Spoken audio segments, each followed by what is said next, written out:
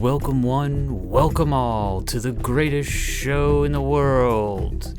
Not conducted in a tent. This is Ultramega IKFK. This is a show dedicated to the arts, the supporting communities, and yes, even the communities supporting the supporting communities. And really, this is a show dedicated to you and me, the fans.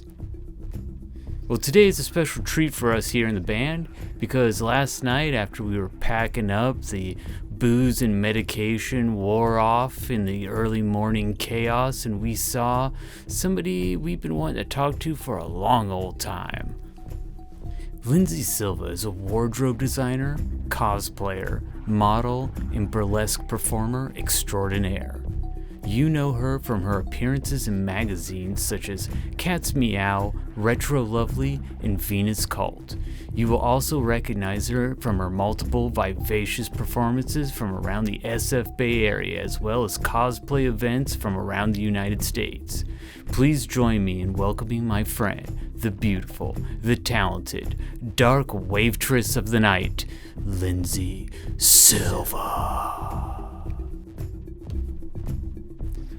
Now it's time for my Detective Munch-like grilling of our guest, but with one twist. We do it parliamentary rules style. No! As you know, I'm known for the format I made famous. In a metaphoric and ironic literal hot seat, my guest will be required to eat a series of chicken wings organized on a delightful charcuterie board in ascending Scoville meter of hotness. This and the interview are executed within a determined amount of time. Are you ready? Perfect. Let me just get the old alchemical mat out. Hang on now.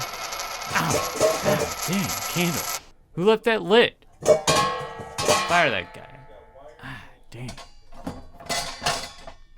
Okay, got it. Okay. Alright, now. Oyez, oyez, oyez, by the power vested in me by the County of San Benito and the Municipality of Hollister, California, United States of America, I bring the episode to order. Lorem ipsum dolor sit amet consecutiore. Give me the power, I beg of you! It's the big red record button. Hello, Lindsay. I'm so happy you could take some time to talk with me. I know you're busy preparing for the next event. It's Fanime, I remember you telling me. Could you tell us a little bit about that? Sure. So Fanime is an anime convention that's run by fans for fans. And I believe it's been around something like 25 years, maybe a little bit longer. But this will be my 20th year cosplaying, so I'm really looking forward to it. My first convention was Fanime 2006. Wow. So this is a big one. This is a big anniversary for you then. It is, yes. Lindsay, I would like to start with the questionnaire adapted from the 19th century parlor game famously answered by Marcel Proust in the 1880s, later popularized in 1993 by Vanity Fair, the suspected pornographers. And I would love to hear your thoughts. What is your idea of perfect happiness? My idea of happiness, I would say, is contentment, being able to comfortably be able to pursue passions and having needs met. What is your greatest fear? I would say living a boring, ordinary life, not getting to travel, not being able to make things with my hands and have any achievements. Which living person do you most admire? I would say pattern maker Gretchen Hirsch, known by Charm Patterns by Gertie, just for taking her hobby and building an empire from it. What is the trait you most deplore in yourself?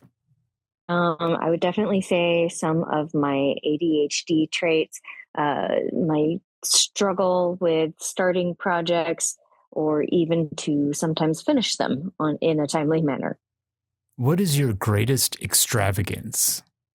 I would say my greatest extravagance is probably my wardrobe because I probably have more than I can conceivably wear at any given time. What is your motto? I'd say my motto is devil in the details. I am not one for making really big, extravagant costumes, but I like to do like smaller costumes, but really well. Thank you, Lindsay. We'll be right back.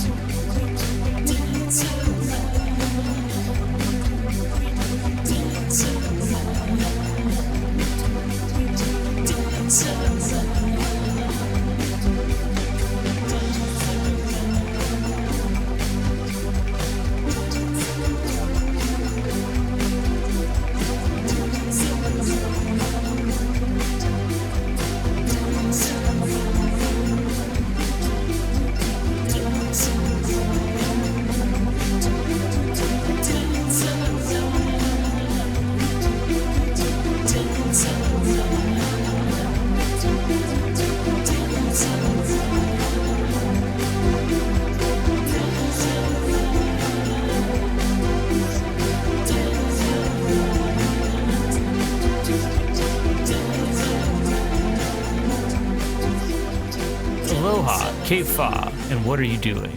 Welcome back. Hey, Lindsay, how are you doing? I'm doing well. How about you? I'm doing pretty good. I was kind of wanting to get your thoughts on this next part. I put together my own questionnaire, and I was going to ask you 3 questions, and I'd love to hear not only your answers, but what you thought about the quality of these questions.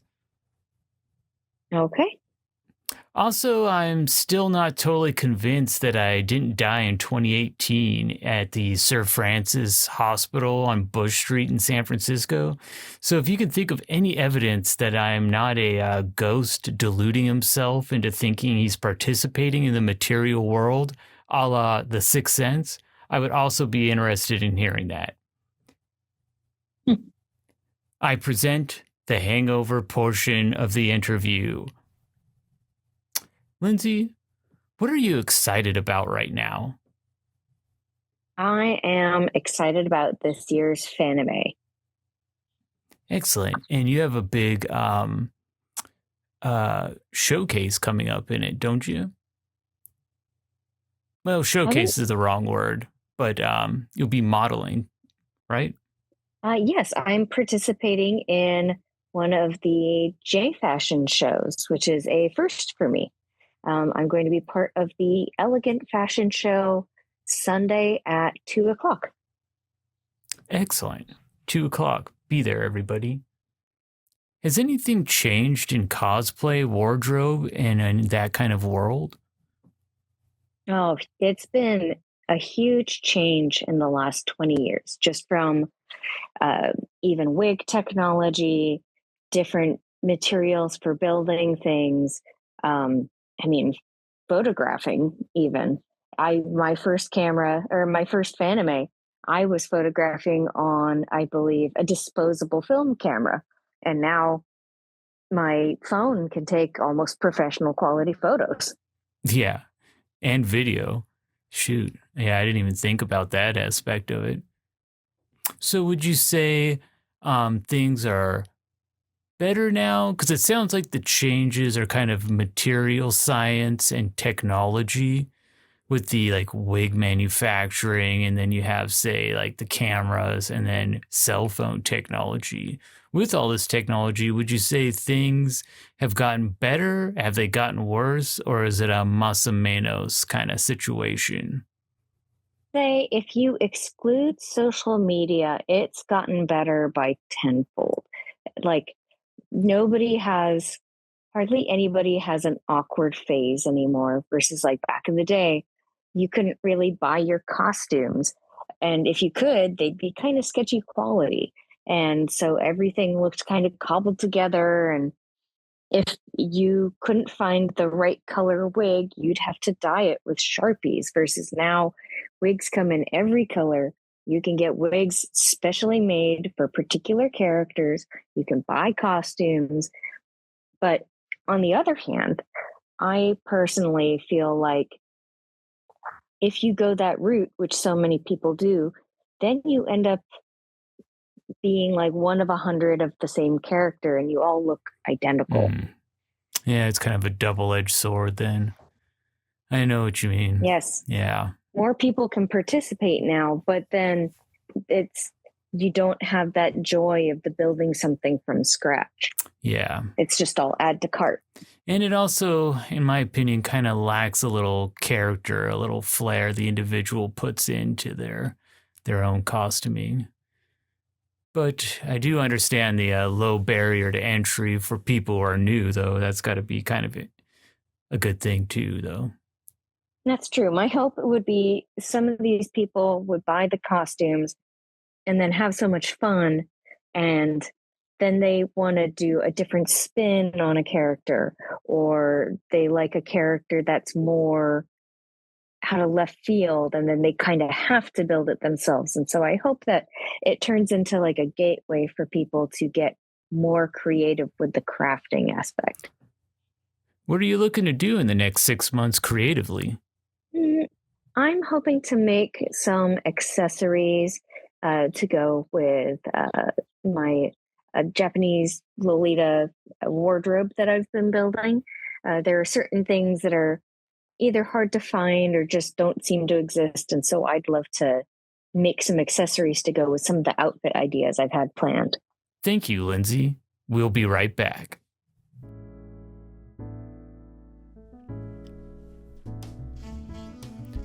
T-shirt? Hoodies? Digital tradable coin? Hey, whatever happened to Fandango? Yep, that too. Sure, we here at Xanax Hangover could carry what our competitors do. They do a fantastic job and I respect them all for it. We could give you what they offer, but why? We love you more than Vistaprint designed hats and hoodies. That's why here at Xanax Hangover, we gathered our top nerds and coerced them to copulate, and then we took their offspring and forced them into highly competitive and dangerous science and manufacturing fields. For you, our loyal fans. You see, the difference is our child slave labor is ethically sourced, not ethnically sourced. We ethically strip the young from smart people. That's the Xanax difference. 25 years ago, our RAND research analytics showed that by cultivating the youth of the intelligent and, well, relatively intelligent, would cut down on overall overhead based on 30-year market trends in all major petrochemical-based manufacturing when projected over economic database modeling. Why? Oh sure, we tried to get into the diamond business, but Shane and that Paul from the Diamond Center had my left hand broke. It's my main piano hand.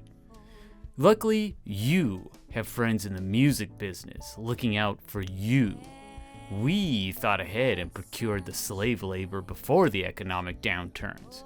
We have done that just so we can offer you a full range of unique lifestyle brands to make you stand out. Just mosey on over to xanaxhangover.bandcamp.com and request a full color catalog today.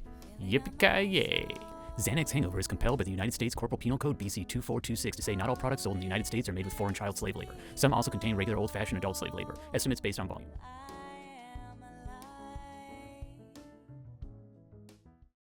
Welcome back. Lindsay, You know my famous love for mid-century French journalism, of course. I mean, I do kind of wear it on my sleeve. I would like to conclude with the 10 questions adapted from French journalist Bernard Pivot, made most famous from the Actors Studio Dean of Drama and Competitive Diving James Lipton.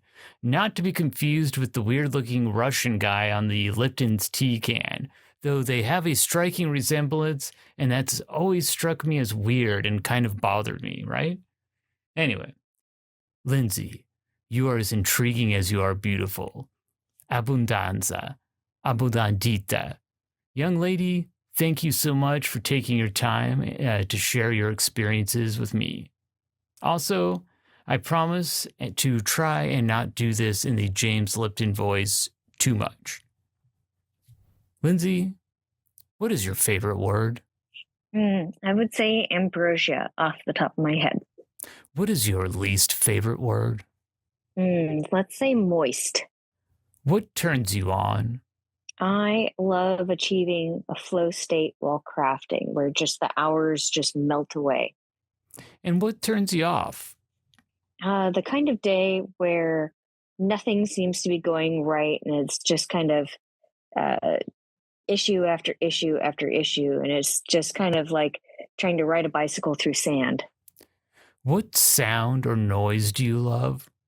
I'm really enjoying lately hearing the birds outside my window in the morning. What sound or noise do you hate? I hate when my sewing machine will jam up or hit something, and then it does the da beep. What is your favorite curse word? I'd say shit because it's so versatile. It does cover a lot. What profession other than yours would you like to attempt? I would like to think about owning maybe like a antique store or a vintage clothing store. What profession would you not like to do? I would not want to be a seamstress because I don't want to deal with brides asking me to hem their very expensive, very fussy fabric dresses and then get mad at me for just anything. And if heaven exists, what would you like to hear God say when you arrive at the pearly gates? We'll forgive you for the whole agnostic thing since you bottle raised so many kittens. Lindsay, I would like to thank you for accommodating me. I know we were supposed to do this in studio, but I wasn't feeling too well, so we had to do this over Zoom. And I wanted to thank you and say, I'll see you on the Bay Area back roads.